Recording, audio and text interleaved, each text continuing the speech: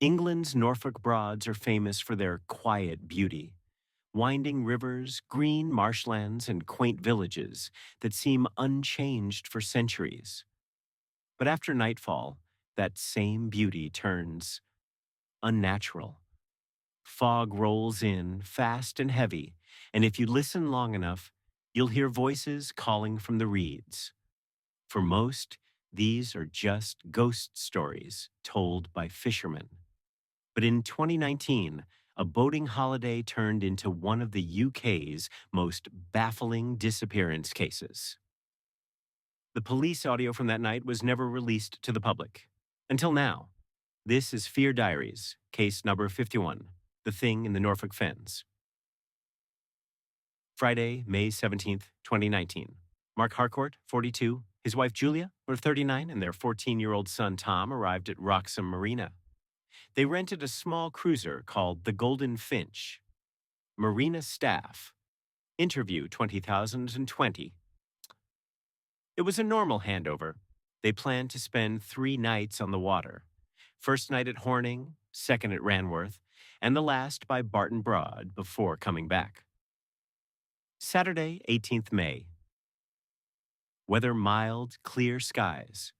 Julia posted a smiling selfie to Instagram with the caption, "Perfect peace in Norfolk. Could live on this water forever." At 9:30 p.m., the family texted relatives that they would be anchoring near Barton Broad. At 1:45 a.m., fog rolled in over the River Ant. Boaters later said it was the thickest fog they had ever seen. At 2:47 a.m., the distress call came in. Operator, Norfolk Coast Guard, what is your emergency? Julia, there's someone on the bank. No, wait. It's walking toward us. It's too tall. I can't. Operator, stay calm. Can you describe? Mark, it's standing at the water's edge. Its arms are wrong. Tom, Mom, it's coming in. The call ends abruptly. At 6:20 a.m., a fisherman spotted the Golden Finch drifting slowly, engine off. Inside, no family. Cabin door ripped from its hinges, breakfast plate still on the table. Forensic officer report. No blood, no struggle signs. Deep scratch marks on the fiberglass. Strands of long, reed-like hair stuck in the stern. Police, rescue divers, and helicopters scoured 5 miles of waterways and marshes. Nothing was found. Local ranger, interview. That fog, it doesn't behave normal. It rises fast, moves against the wind. And once it's in, the Broads belong to something else. For centuries, locals whispered about the tall one of the fens, over 8 feet tall, pale, thin as a branch. Arms too long, neck bent like a bird's. Mimics the voices of loved ones, seen walking on the surface of the reeds without sinking. Elderly local, audio 1984. The fog is not empty. There's something in it. You follow the blue lights, you'll never be found. I thought I saw a man at dawn, just standing there. Then it bent forward like it was breaking in half and ran into the fog without making a sound. It's calling our names. How does it know our names? Sobbing. There's no one out there, just the fog. Wait, I see it. It's... Line goes dead. The campsite was abandoned. Belongings left behind. No footprints leading out. Urban explorers left a camera overnight on the bank of the Ant. Footage, 3:11 a.m. Thick fog rolls in. Blue lights spiral across the water. A tall silhouette steps onto the reeds. It turns slowly to look at the camera. 2 black, reflective eyes. Static. Do you hear that? It sounds like a kid crying. We're in the middle of the river. There's no... Help me, from fog. We're coming.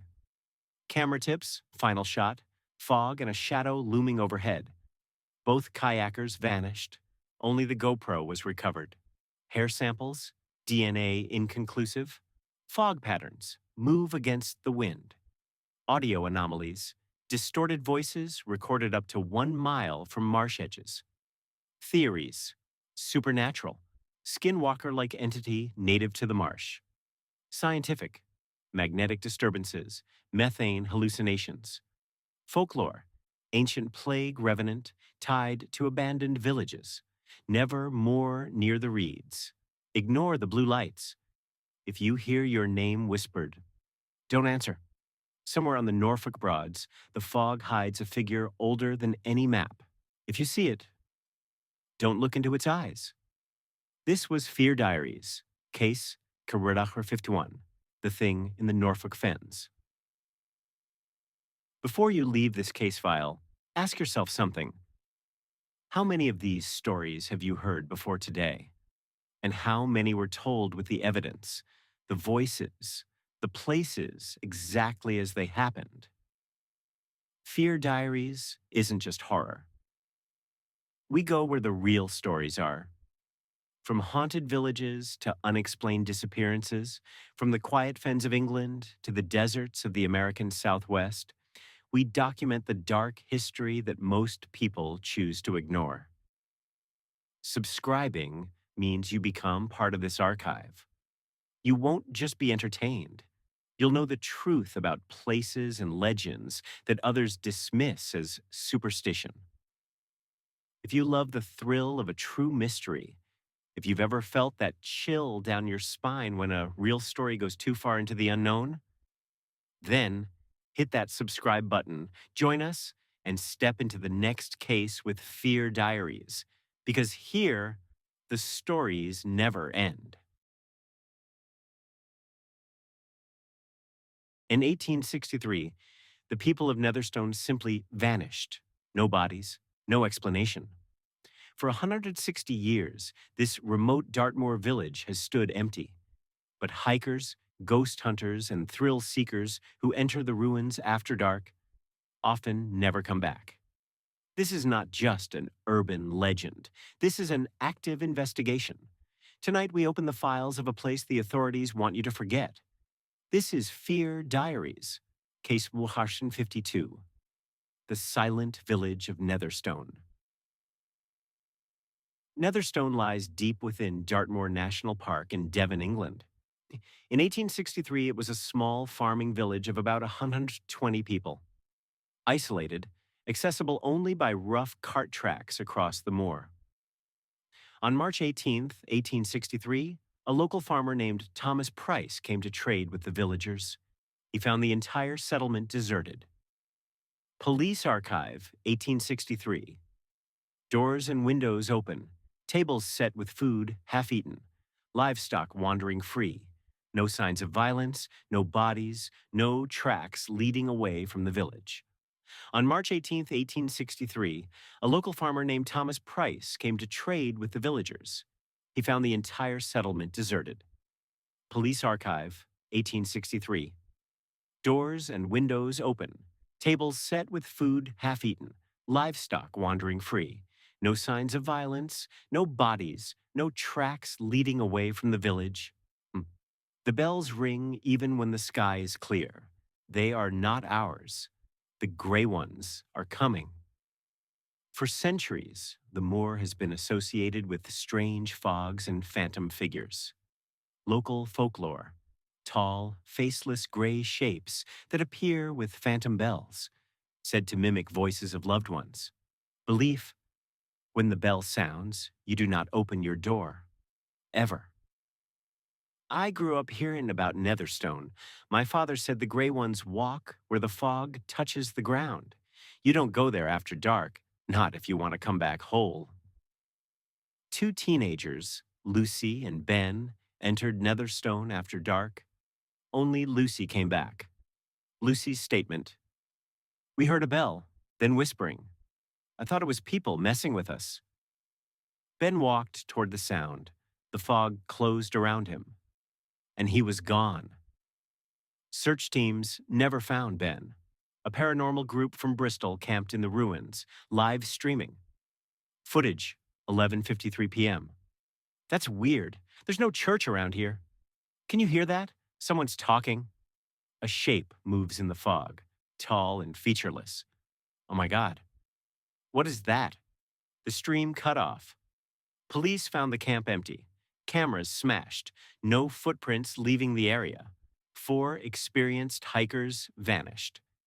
Before their phones died, photos auto-uploaded to cloud storage. The last image shows 3 tall, gray figures standing in the mist directly behind them. While restoring the ruins, a Victorian church bell was unearthed, buried in the center of the village, even though historical records show Netherstone never had a church. Our team, fictionalized for narrative, visited Netherstone during the winter. Field log, 4:20 p.m. Ruins quiet, sky clear. 7:00 p.m. First fog appears. 7:45 p.m. Bell ringing in the distance. 8:00 p.m. Voices. Female voice calling by name. 8:15 p.m. Camera battery drops from 100% to 1%. 8:18 p.m. Tall gray figure at edge of fog. Unmoving. We retreated immediately. Locals give simple advice. If you hear the bell, leave immediately. Do not enter the fog. Never respond to voices. Today, the ruins of Netherstone stand as silent as the day its people vanished, and yet the fog still comes, and the bells still ring. What happened to the people of Netherstone? No one knows, and maybe that's the point. Fear Diaries is more than just stories. We preserve the cases that history tries to forget. Subscribe if you dare, because next week we're going deeper into the Dartmoor fog, and some of us may not come back.